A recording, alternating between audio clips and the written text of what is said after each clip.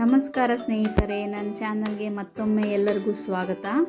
ಇವತ್ತು ನಾನು ಟೊಮೆಟೊ ರಸಮ್ ಹೇಗೆ ಮಾಡೋದು ಅಂತ ತೋರಿಸ್ತಾ ಇದ್ದೀನಿ. ತುಂಬ ಸುಲಭ ಇದು ಮಾಡೋದು. 10 ನಿಮಿಷದಲ್ಲಿ ರಸಮ್ ರೆಡಿಯಾಗಿ ಹೋಗುತ್ತೆ. ಬಿಸಿ ಅನ್ನಕ್ಕೆ ತುಂಬ ಚೆನ್ನಾಗಿರುತ್ತೆ. ಟೊಮೆಟೊ ರಸಮ್ ಕೇವಲ 2 ಟೊಮೆಟೊಯಿಂದ ಹೇಗೆ ಮಾಡೋದು ಅಂತ ನೋಡೋಣ. ನಾನು ಇಲ್ಲಿ 3 ಮೆಣಸಿನ್ಕಾಯಿ ತೊಗೊಂಡಿದ್ದೀನಿ, ಒಣಮೆಣಸಿನ್ಕಾಯಿ, ಒಂದು ಅರ್ಧ ಸ್ಪೂನಷ್ಟು ಮೆಣಸು, ಒಂದು 10 ಎಸಳು ಬೆಳ್ಳುಳ್ಳಿ, ಒಂದು ಅರ್ಧ ಸ್ಪೂನ್ ಜೀರಿಗೆ, ಕರಿಬೇವು, ಒಂದು ನಿಂಬೆಹಣ್ಣು ಗಾತ್ರದಷ್ಟು ಹುಣಸೆಹಣ್ಣು, ಒಂದು ಟೊಮೆಟೊ ಹೆಚ್ಚಿಟ್ಕೊಂಡಿದ್ದೀನಿ. ಒಂದು ಟೊಮೆಟೊ ಹಾಗೆ ಮಿಕ್ಸಿಗೆ ಹಾಕ್ತೀನಿ. ಬನ್ನಿ ನೋಡೋಣ ಹೆಂಗೆ ಮಾಡೋದು ಅಂತ. ಕೊತ್ತಂಬರಿ ಸೊಪ್ಪನ್ನು ತೊಗೊಂಡಿದ್ದೀನಿ ಒಂದು ಸ್ವಲ್ಪ. ಹೀಗೆಲ್ಲನೂ ಜಾರಿಗೆ ಹಾಕಿದ್ದೀನಿ. ಜಾರಿಗೆ ಹಾಕಿ ಮಿಕ್ಸಿ ಮಾಡ್ತಾಯಿದ್ದೀನಿ. ಒಂದು ತುಂಡಷ್ಟು ಬೆಲ್ಲನೂ ಇದಕ್ಕೆ ಸೇರಿಸ್ಕೊತಾ ಇದ್ದೀನಿ, ಹುಳಿ ಆಗಬಾರ್ದು ಅಂತ. ಸಣ್ಣಗೆ ಪೇಸ್ಟ್ ಮಾಡ್ಕೊಳ್ಳಿ. ಎಲ್ಲನೂ ಈ ಥರ ಆಗುತ್ತೆ. ಒಂದು ಪ್ಯಾನ್ಗೆ ಈಗ ನಾನು ಎಣ್ಣೆ ಹಾಕ್ತಾಯಿದ್ದೀನಿ. ತುಂಬ ಎಣ್ಣೆ ಹಿಡಿಸಲ್ಲ, ಒಂದು 2 ಸ್ಪೂನ್ ಆದರೆ ಸಾಕು. ಎಣ್ಣೆ ಕಾದ್ಮೇಲೆ ಸ್ವಲ್ಪ ಸಾಸಿವೆ, ಒಂದು 1/4 ಟೀ ಸ್ಪೂನಷ್ಟು ಸಾಸಿವೆ,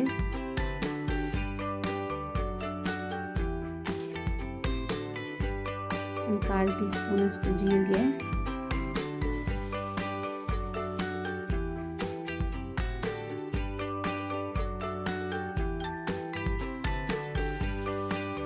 ಒಂದು ಸ್ವಲ್ಪ ಹಿಂಗು ಹಾಕೋತಾ ಇದ್ದೀನಿ. ಹಿಂಗೆ ಹಾಕಿದ್ರೆ ತುಂಬ ರುಚಿ ಬರುತ್ತೆ. ಒಂದು ಸ್ವಲ್ಪ ಕರಿಬೇವಿನ ಸೊಪ್ಪು, ಹೆಚ್ಚಿಟ್ಕೊಂಡಿದ್ವಲ್ಲ ಟೊಮೆಟೊ, ಅದನ್ನು ಹಾಕ್ತಾಯಿದ್ದೀನಿ.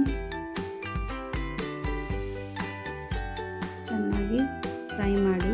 ಟೊಮೆಟೊ ಎಲ್ಲ ಸ್ವಲ್ಪ ಮೆತ್ತಗೆ ಹಾಕಬೇಕು.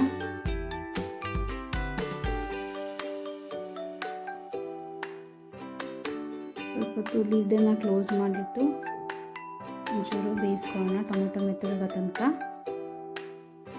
ಈಗ ಒಂಚೂರು ಉಪ್ಪು ಹಾಕ್ತಾಯಿದ್ದೀನಿ. ಒಂದು 1/4 ಟೀ ಚಮಚ ಅಷ್ಟು ಅರಿಶಿನ ಪುಡಿ,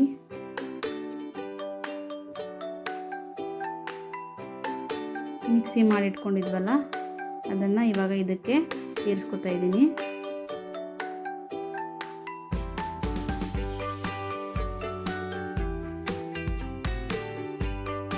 ಸ್ವಲ್ಪ ನೀರು ಹಾಕಿ ಅದನ್ನು ಹಾಕೋತಾ ಇದ್ದೀನಿ.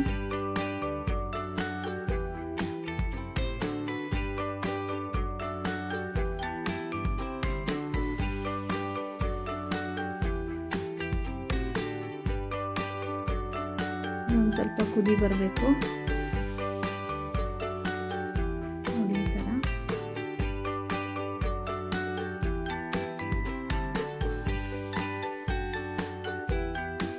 ತುಂಬ ರುಚಿಯಾಗುತ್ತೆ ಇದು, ಬೇಗನೂ ಮಾಡ್ಬೋದು. ಈಗ ಇದಕ್ಕೆ 1/4 ಲೋಟದಷ್ಟು ನೀರು ಹಾಕೋತಾ ಇದ್ದೀನಿ. ನೀವು ಜಾಸ್ತಿ ಮಾಡ್ತಾ ಇದ್ದೀರಾ ಅಂದರೆ ನಿಮ್ಮ ಅಳತೆ ನೋಡಿಕೊಂಡು ನೀವು ನೀರು ಸೇರಿಸ್ಕೋಬೋದು. ನೀರು ಹಾಕಿದ್ಮೇಲೆ ಅದನ್ನು ಚೆನ್ನಾಗಿ ಕುದಿಸ್ಕೋಬೇಕು. ನಾನಿಲ್ಲಿ ಲಿಡ್ ಕ್ಲೋಸ್ ಮಾಡಿಬಿಟ್ಟು ಕುದಿಯೋಕ್ಕೆ ಬಿಟ್ಟಿದ್ದೀನಿ. ನೋಡಿ, ಚೆನ್ನಾಗಿ ಕುದೀತಾ ಇದೆ. ನೀವು ಟೇಸ್ಟ್ ನೋಡಿಕೊಂಡು ಇದಕ್ಕೆ ನಿಮಗೆ ಉಪ್ಪು ಕಡಿಮೆ ಆಗಿದ್ರೆ ಉಪ್ಪು, ಬೆಲ್ಲ ಹುಳಿ ಜಾಸ್ತಿ ಆಗಿದ್ರೆ ಬೆಲ್ಲ ಆ್ಯಡ್ ಮಾಡ್ಕೋಬೋದು. ನಿಮ್ಮ ಟೇಸ್ಟ್ ಪ್ರಕಾರ ಹಾಕ್ಕೊಳ್ಳಿ. ಇದಾಗಿದೆ. ನಾನು ಕೊತ್ತಂಬರಿ ಸೊಪ್ಪನ್ನ ಹಾಕ್ತಾಯಿದ್ದೀನಿ ಕೊನೆಗೆ. ಗ್ಯಾಸ್ ಆಫ್ ಮಾಡ್ಕೊಳ್ಳಿ. ಇದಾಗಿದೆ. ನಾನು ಗ್ಯಾಸ್ ಆಫ್ ಮಾಡ್ತಾಯಿದ್ದೀನಿ. ನೋಡಿ, ನಮ್ಮ ರಸಮ್ ರೆಡಿಯಾಗಿದೆ. ಬಿಸಿ ಬಿಸಿ ಅನ್ನಕ್ಕೆ ತುಂಬ ಚೆನ್ನಾಗಿರುತ್ತೆ.